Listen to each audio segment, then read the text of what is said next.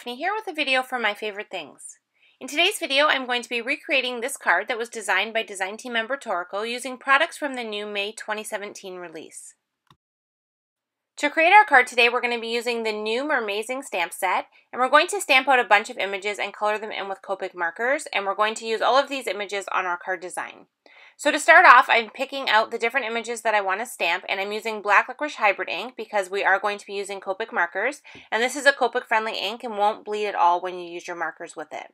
So I picked out the mermaid image that Torico used on the card, and I went ahead and stamped that. And then in addition to her, I've also stamped a turtle, and I'm also going to stamp 3 fish images. Anytime that I do any type of coloring with markers or anything like that, I like to stamp all of my images at once, at first, all together, and then I do all of my coloring at the same time. So it just kind of speed things up if you do all of the stamping first and then all of the coloring together. So I did leave the coloring in the video. I just wanted to kind of go through and show you the ways that I colored everything. I didn't do anything super fancy. I just kind of picked out my colors and used a couple of shades of each color just to add a tiny bit of shading, just to give the images a little bit more dimension. So I kind of stuck with the colors that Torico used. I kind of varied the shades a little bit, but I stayed pretty consistent with the colors that she used on her mermaid, her fish, and her turtle. So I did the purple on the little star and the top area of the mermaid, and then I'm just using some aqua here to color in the bottom portion of her. I'm using some red shades here to do her hair. So I just started with the lightest color first and then added the darkest color and the medium color just to kind of add a little bit of highlight and shading to her hair.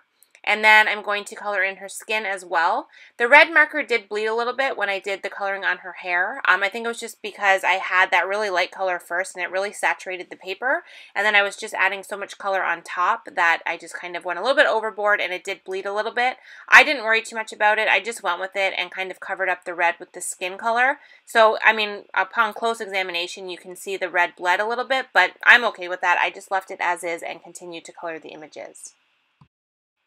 And then once I had her skin all finished there, I did add a little bit of pink to her cheeks just for a little bit of added something to her face. And then I'm going to color in the fish images. So these are very simple. They just have some basic orange coloring on the stripes. I did add a little bit of some darker orange just to try and shade it a tiny bit, but it is a pretty small area, so you don't even need to do that if you don't want to.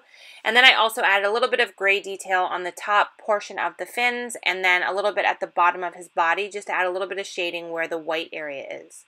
And then for the turtle, I kept him completely green. I decided not to do a brown body on him. I didn't want to kind of make it more complicated. I just wanted to keep him completely green. So I just used, I think, 2 or 3 shades of greens, added color to his body first, and then just added the same color to his shell with a little bit of some darker green. And then once I have him all colored in, I'm going to go ahead and use the coordinating dies and cut out all of my images. So you can see here now I have my little mermaid and I have the little 3 fish that we're going to use as well as the turtle. So now that we have that part done, we can go ahead and start to work on the different components that's going to create the scene on the card.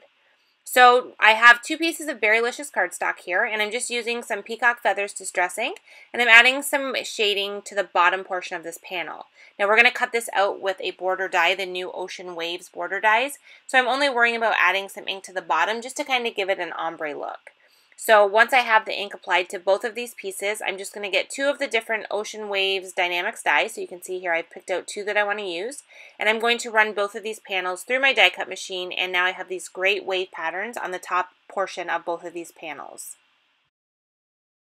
I am going to add a bit of water to the panels just to kind of add a little bit of texture to that distress ink. Since it is distress ink that we used, it reacts with water, so it kind of lifts some of that color off and leaves a little bit of like a splotchy detail.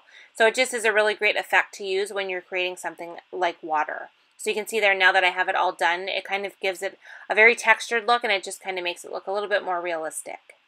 I'm using the same distress ink color to stamp some little fish onto those panels, and you'll see when I start to assemble the card, I actually end up cutting off one of those stamped fish areas, so I will restamp that when I get the card assembled.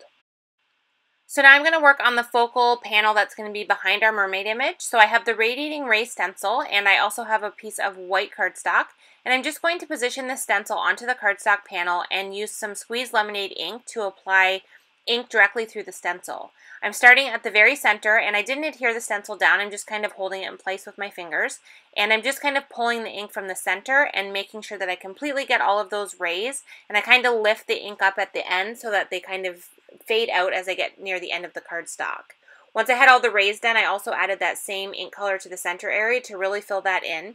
And now I'm going to adhere this to a yellow cardstock mat so that I have kind of a mat around this whole piece before adhering it to the white card base.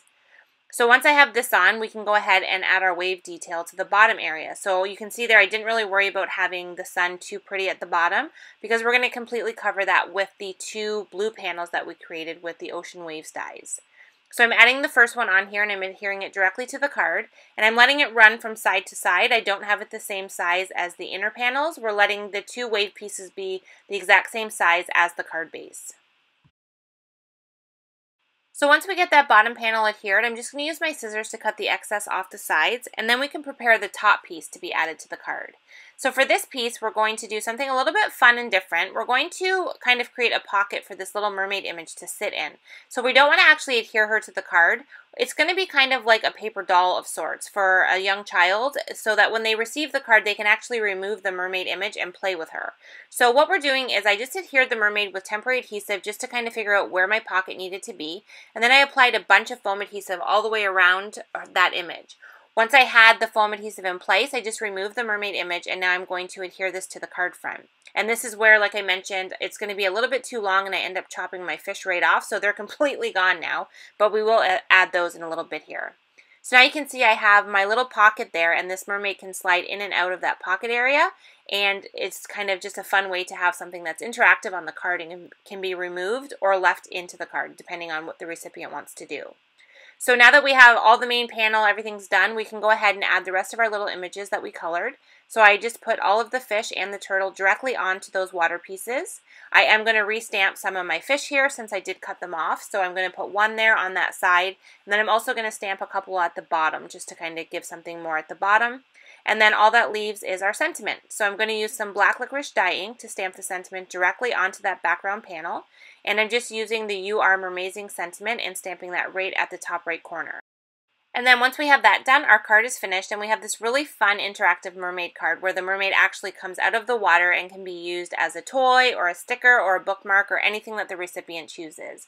So thank you so much for watching. A huge thank you to Torico for creating such a fun card design for us to recreate. I hope you enjoyed today's video, and I will see you next time. Thanks for watching.